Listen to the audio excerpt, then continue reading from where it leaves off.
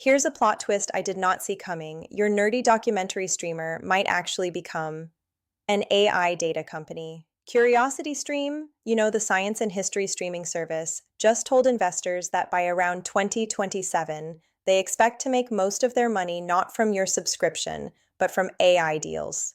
So, what does that mean in normal language?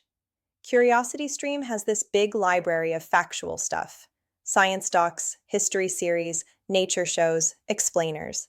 It turns out that's exactly the kind of content AI companies want right now: clean, fact based, properly licensed material they can use to train their models without getting sued or feeding them total garbage.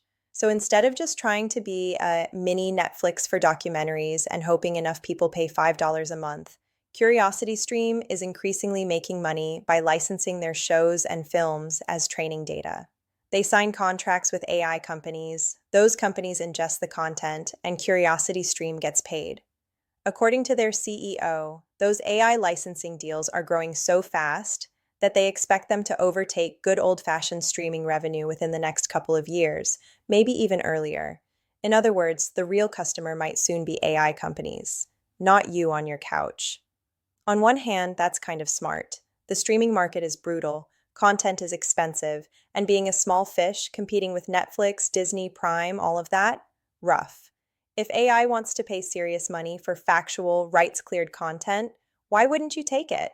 On the other hand, it raises some big questions.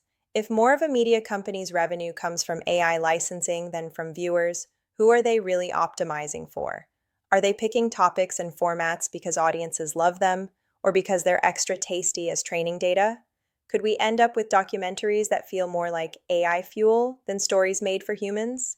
Also, if this works for CuriosityStream, you can imagine other players doing the same thing: news archives, educational platforms, niche streamers quietly turning into data brokers on the side.